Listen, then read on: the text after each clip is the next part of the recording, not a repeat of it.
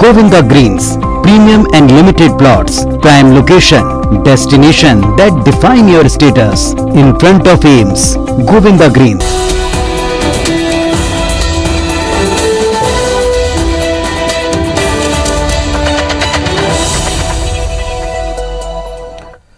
नमस्कार, स्वागत है आप सभी का। मैं हूं आपके साथ श्रवण तंबोली। 29 नवंबर से संसद का शीतकालीन सत्र शुरू हो रहा है और इससे पहले आज सरकार ने सर्वदलीय बैठक बुलाई थी। इस बैठक में 31 दलों के नेता शामिल हुए। इस बैठक में कई अहम मुद्दों पर चर्चा हुई। इसके साथ ही विपक्षी नेताओं ने भी संसद सत्र के लिए कई सुझाव दिए। इस दौरान कृषि कानूनों और एमएसपी पर भी चर्चा हुई। हालांकि पीएम मोदी इस बैठक में शामिल नहीं हुए। संसदीय कार्य मंत्री प्रहलाद जोशी ने कहा कि हमें उम्मीद है कि शीतकालीन सत्र में जनता के मुद्दों पर चर्चा होगी। बैठक के दौरान ज्यादातर विपक्षी दलों ने पेगासस जासूसी विवाद, महंगाई, न्यूनतम समर्थन मूल्य की गारंटी को लेकर कानून बनाए जाने, बेरोजगारी, लद्दाख में चीन के अतिक्रमण सहित कुछ अन्य मुद्दों पर चर्चा किए जाने की मांग की है।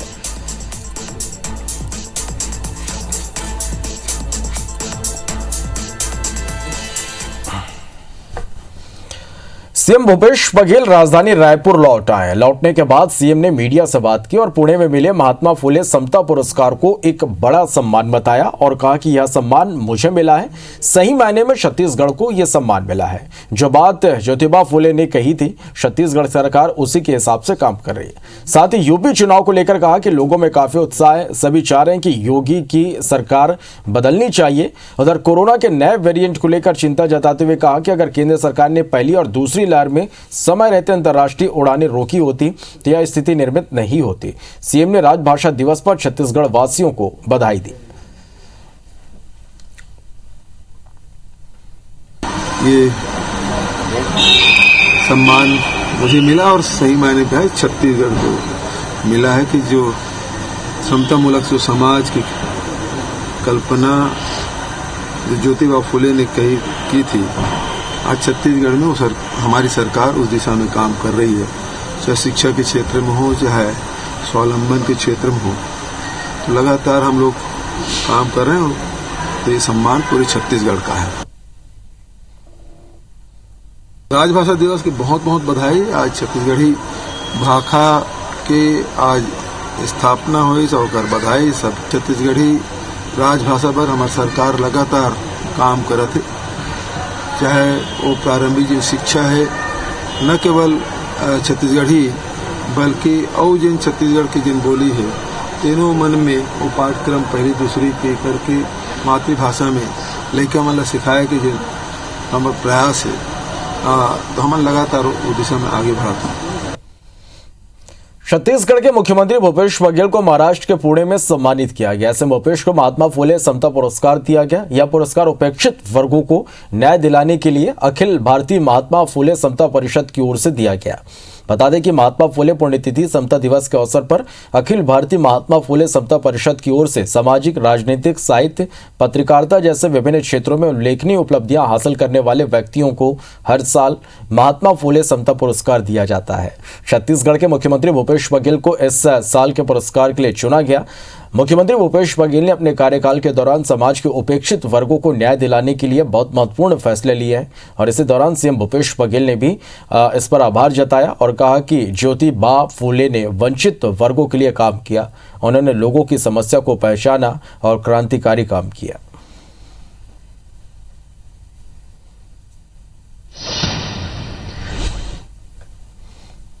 इस भवन में एक एक कमरा, एक एक दीवार, एक एक ईंट, एक एक इस भूमि के कण गवाही हैं कि ज्योतिबा फुले और सावित्रीबाई फुले ने समाज के उन तबकों के लिए क्या क्या नहीं किया, जो वंचित हैं, पीड़ित हैं, दलित हैं, शोषित हैं। गोबर से केवल खाद नहीं बनाया, 14 लाख क्विंटल हमने खाद बनाया और जब भारत सरकार ने हमें खाद की कटौती की तो वही वर्मी कंपोस्ट है जिसे मिलाकर हम इस साल खेती किए हैं। लेकिन आने वाले वर्षों में मैं चेतावनी देना चाहता हूं, भारत सरकार डीएपी यूरिया की पूर्ति नहीं कर पाएगा। इस बात को किसान समझ ले और तब ये ज्योतिबा फुले का रास्ता है कि गौ माता की सेवा करो, गोबर इकट्ठा करो, वर्मी कंपोस्ट बनाओ, खाद बनाओ, उससे खेती करो। परसों ही हमने संविधान दिवस मनाया। वो संविधान जिस हम सबको बराबरी का, समानता का अधिकार देता है, और वही संविधान आज खतरे में है। जो आपको बराबरी का अधिकार देता है वही संविधान खतरे में है। वो संस्थाएं खतरे में हैं, उसे आपको बचाने की जरूरत है। यदि संविधान नष्ट हो गया तो समझ लीजिए आपके सारे अधिकार जो मिले हुए हैं वो समाप्त हो जाएगा। छत्तीसगढ़ में नगरीय निकाय चुनाव की सरगर्मी अब तेज हो गई है। रिसाली नगर निगम में पहली बार होने वाले चुनाव के लिए उम्मीदवारों के साथ 1-to-1 चर्चा की गई। इसके साथ ही आवेदन भी जमा कराए गए। यहां 40 वार्डों के लिए संगठन की ओर से पर्यवेक्षक नियुक्त कर दिए गए। पर्यवेक्षकों ने भी अपनी रिपोर्ट आज सौंप दी। इस दौरान जिले के प्रभारी मंत्री मोहम्मद अकबर, क्षेत्रीय विधायक गृह मंत्री ताम्रध्वज साहू, निगम चुनाव पर्यवेक्षक चंद्रशेखर शुक्ला, अरुण सिसोदिया सहित अन्य मुख्य पदाधिकारी मौजूद रहे। सभी आवेदकों से टीम ने प्रश्न किए, जिसके आधार पर इनका वरीयता क्रम बनाकर चयन समिति को सौंपा जाएगा। प्रभारी मंत्री मोहम्मद अकबर ने बताया कि मापदंडों पर खरा उतरने वाले को ही टिकट दी जाएगी। वहीं क्षेत्रीय विधायक गृह मंत्री ताम्रध्वज साहू ने कहा कि आवेदन पर प्रदेश चुनाव समिति निर्णय लेगी। प्रत्याशी तो कोई भी हो सकता है, क्योंकि ये सिफारिश जाएगी यहाँ से, और आज जो यहाँ आवेदन है उसको हम लोग फाइनल नहीं कर सकते। ये प्रदेश चुनाव समिति ही उसको अंतिम रूप देती है और प्रदेश चुनाव समिति ही निर्णय करेगी। तो यहाँ से जितने आवेदन हमने प्राप्त किए हैं वो उसका सिफारिश करके क्रमांक 1, 2, 3 लगा के भेजेंगे। वे प्रभारी मंत्री आज 1-to-1 हर कैंडिडेट से मिले, उनसे चर्चा की, जानकारी ली कि कब से कांग्रेस में है, किस आधार पर जीतने की बात करते हैं, क्यों टिकट मांग रहे हैं, टिकट नहीं मिले तो क्या करेंगे। तो सबसे प्रभारी मंत्री जी ने चर्चा किया है। रायपुर में कांग्रेस ने चुनाव प्रचार समिति की घोषणा कर दी है। बता दें कि प्रदेश कांग्रेस अध्यक्ष मोहन मरकाम ने AICC के छत्तीसगढ़ प्रभारी पीएल पुनिया और सीएम भूपेश बघेल की सहमति से नगरीय निकाय चुनाव 2021 के लिए कांग्रेस चुनाव प्रसार समिति की घोषणा कर दी है। इस समिति के अध्यक्ष नगरीय निकाय मंत्री शिव डहरिया होंगे, जबकि इस समिति के सदस्य ताम्रध्वज साहू, रविंद्र चौबे, मोहम्मद अकबर, प्रेमसाद सिंह टेकाम, कवासी लखमा, अमरजीत भगत, गुरु रुद्र कुमार, अनिला भेड़िया, उमेश पटेल, दीपक बैद, ज्योत्सना मंद समेत कई बड़े नेता होंगे।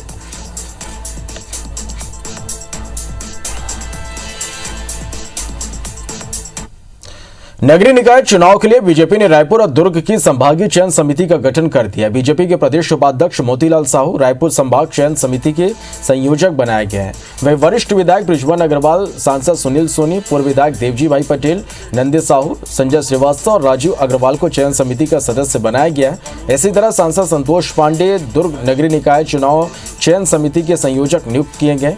वहीं सांसद सरोज पांडे, विजय बघेल, उषा टावरे, विधायक विद्यारतन भसीन, पूर्व विधायक सावलाराम टारे, जागेश्वर साहू और विजय पांडे सदस्य नियुक्त किए गए हैं। बता दें कि जल्दी दोनों संभाग के चयन समिति के सदस्यों की बैठक होगी, जिसमें प्रभावित नामों पर चर्चा कर प्रत्याशियों की घोषणा की जाएगी।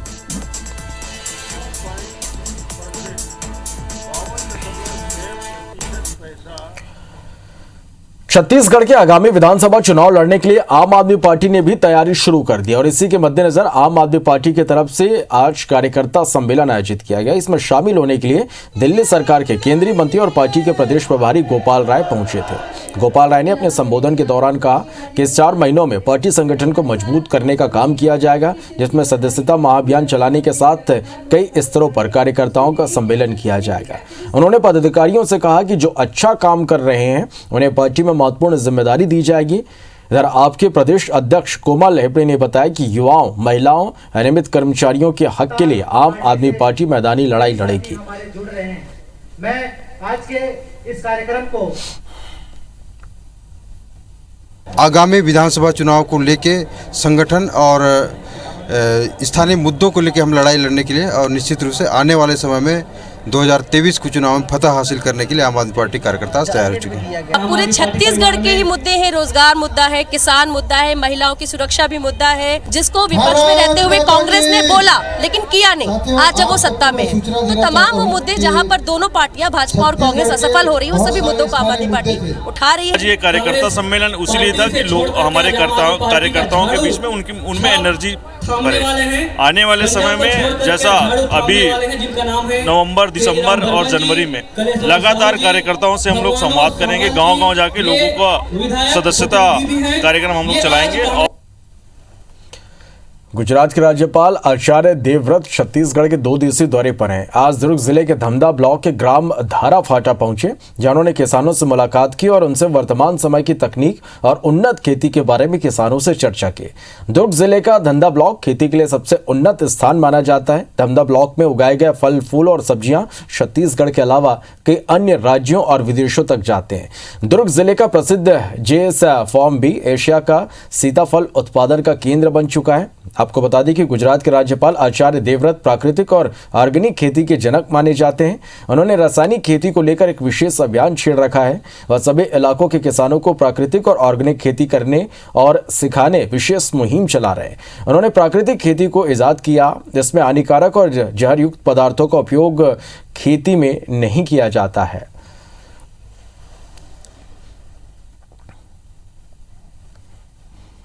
आज इसकी बहुत बड़ी आवश्यकता है, क्योंकि रासायनिक खेती के कारण पर्यावरण बिगड़ता है, धरती की फर्टिलिटी कम होती है, पानी की खपत ज़्यादा होती है, पानी का प्रदूषण भी बहुत हो गया है और रासायनिक के कारण लोगों के स्वास्थ्य पर भी प्रतिकूल प्रभाव पड़ता है। राज्यपाल महोदय जी आए हैं, ये प्राकृतिक खेती के जनक कहे जाते हैं, हम लोग इनके शिष्य हैं। यहाँ दुर्ग प्रवास के दौरान इनका भी मन था कि जो ऑर्गेनिक आप कर रहे हैं, जो प्राकृतिक खेती कर रहे हैं, हम देखें, और हमारा भी ये मन था कि हमारे किसानों को ये संदेश दें। प्रदेश भर में ऑल इंडिया प्रोफेशनल कांग्रेस के सामाजिक और सांस्कृतिक गतिविधियां तेजी से बढ़ती जा रही है। कुछ दिन पहले ऑल इंडिया प्रोफेशनल कांग्रेस के कार्यशैली से प्रभावित होकर अंतर्राष्ट्रीय क्रिकेटर राजेश चौहान ने प्रोफेशनल कांग्रेस से जुड़े, तो वहीं पद्म भूषण और पद्मश्री तीजन बाई भी प्रोफेशनल कांग्रेस के सांस्कृतिक कार्यों को देखते हुए प्रोफेशनल कांग्रेस में शामिल हो गई। इस दौरान तीजन बाई ने कहा कि आज की युवा पीढ़ी लोक कला, संगीत और पंडवानी से दूर होती जा रही है। युवा पीढ़ी को छत्तीसगढ़ की प्राचीन कला, सभ्यता और पंडवानी से अवगत कराने के लिए वो प्रोफेशनल कांग्रेस से जुड़ी हैं। उन्होंने ये भी कहा कि उनका प्रोफेशनल कांग्रेस से जुड़ना कहीं भी राजनीतिक नहीं है। उनका मानना है कि प्रोफेशनल कांग्रेस के माध्यम से उन्हें एक ऐसा मंच मिलेगा जिसमें वो राजनीति से अलग होकर सिर्फ और सिर्फ समाज को छत्तीसगढ़ की प्राचीन सभ्यता और संस्कृति से अवगत कराने का काम करेंगे।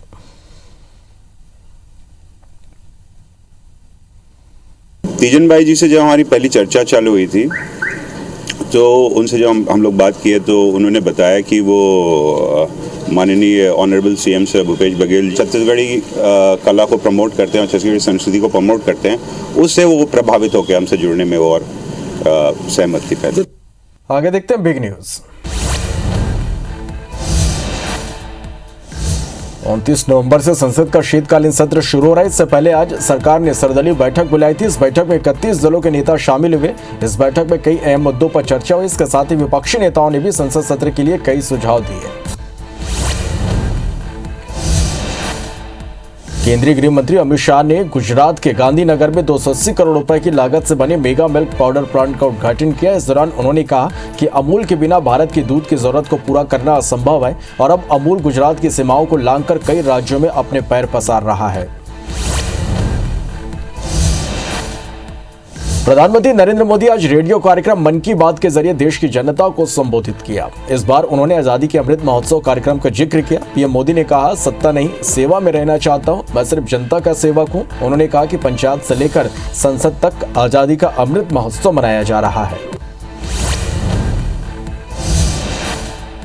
आरएसएस प्रमुख मोहन भागवत ने कहा कि हिंदू के बिना भारत नहीं और भारत के बिना हिंदू नहीं। उन्होंने ग्वालियर में कार्यक्रम के दौरान कहा कि भारत टूटा, पाकिस्तान हुआ, क्योंकि हम इस भाव को भूल गए कि हम हिंदू हैं। वहाँ के मुसलमान भी भूल गए। खुद को हिंदू मानने वालों की पहले ताकत कम हुई, फिर संख्या कम हुई, इसलिए पाकिस्तान भारत नहीं रहा।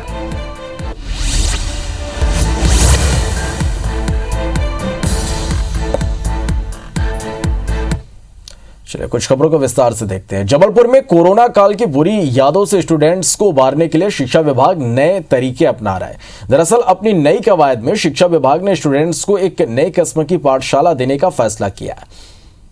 इस नई पाठशाला में शिक्षक छात्रों को न केवल शिक्षा देने का काम करेंगे बल्कि मित्र बनकर स्टूडेंट्स को अलग अलग आइडिया भी देंगे। इसके अलावा शिक्षा विभाग स्कूलों में बच्चों के बीच पोस्टर, स्लोगन जैसी प्रतियोगिताएं भी करवाएगा और जीतने वाले छात्रों को इनाम भी देगा। बता दें कि कोरोना संक्रमण की वजह से लंबे समय से घरों में कैद होकर रहे बच्चों के मन मस्तिष्क पर बुरा असर पड़ा है। रंग बदलते कोरोना के रूपों के चलते माता पिता बच्चों के स्कूल भेजने में अभी भी डर रहे हैं। बच्चों और परिजनों के मन में यही खौफ निकालने के लिए शिक्षा विभाग ये कवायद कर रहा है। ही स्कूल खुले हैं तो स्कूल में एक हमने पॉजिटिव माहौल बना के रखा हुआ है कि भाई हम स्कूलों में पोस्टर प्रतियोगिताएं, ड्राइंग, पेंटिंग के माध्यम से बच्चों को अवेयरनेस के लिए करा रहे हैं। वो भी सब हमारे यहाँ सब हो रहा है और कहीं इस तरह कोई बात नहीं है, सब पॉजिटिव माहौल में सब हो रहा है। मध्य प्रदेश और छत्तीसगढ़ के तमाम शहरों में जल्दी सीएनजी और पीएनजी गैस की उपलब्धता शुरू होने वाली है। फिलहाल भारत सरकार की GAIL gas company Madhya Pradesh के कुछ चुनिंदा शहरों में सीएनजी और पीएनजी गैस मुहैया करा रही, लेकिन अब आगामी सालों में मध्य प्रदेश और छत्तीसगढ़ के सभी शहरों में वाहनों के लिए सीएनजी गैस और घरेलू उपयोग के लिए पाइपलाइन के जरिए पीएनजी गैस को पहुंचाया जाएगा। अभी बहुत खुशी की बात यह है कि अभी PNGRB जो इस तरह के लाइसेंस देता है वो 11th राउंड के साथ आया है। उसमें अधिकतर शहर MP और छत्तीसगढ़ के जो बचे हुए शहर हैं उनका वो लाइसेंसिंग राउंड में आ रहे हैं। तो बहुत जल्दी 3-4 महीने में उनका अवार्ड हो जाएगा। तो उससे बस MP के सारे शहरों में 2-3 सालों में सारे शहरों में CNG और PNG आ जाएगा। देखिए, जो आज गेल और अदर ऑयल कंपनीज ने आज़ादी के अमृत महोत्सव में बायोफ्यूल पर जो प्रदर्शनी आयोजित की इंदौर में, इसका जो पर्पस यही है कि किस प्रकार से हम आज के समय में बायोफ्यूल को प्रमोट कर सकते हैं। Indore already 35 ton per day का एक बायोमेथेनेशन प्लांट चला रहा है, जिससे कि लगभग 1600 kg हमारी बायोगैस जनरेट होती है और इसका उपयोग हम हमारे जो पब्लिक ट्रांसपोर्टेशन है उसमें यूज करते हैं। रायपुर में शादीशुदा महिला को फेसबुक से दोस्ती करना महंगा पड़ गया। दरअसल महिला का आरोप है कि शैलेश झा नाम के युवक से उसकी फेसबुक के जरिए दोस्ती हुई।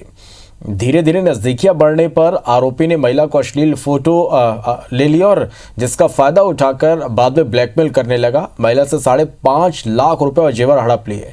महिला का आरोप है कि उसके पति के बाहर होने का फायदा उठाकर वो घर में घुस गया और महिला और उसके 8 साल के बेटे को चाकू की नोक पर बंधक बना लिया। पड़ोसियों की मदद से महिला किसी तरह से बाहर निकली। आरोपी को घर में बंद कर दिया। सूचना पर पहुंची पुलिस ने आरोपी को गिरफ्तार कर लिया है।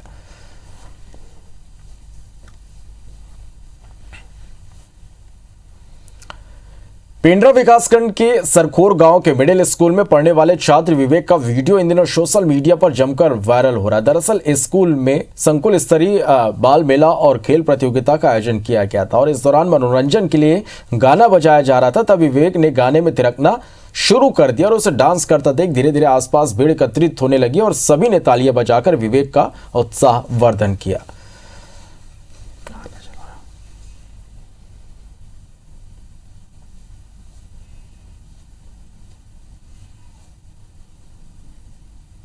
तो सोशल मीडिया पर यह वीडियो काफ़ी वायरल हो रहा, लोगों ने तालियां बजाकर प्रोत्साहित किया है और इस छात्र ने जिस तरह से डांस की प्रस्तुति यहाँ पर दी, हर तरफ अब इसकी चर्चा हो रही है और सोशल मीडिया पर भी इन दिनों ये वीडियो छाया हुआ है।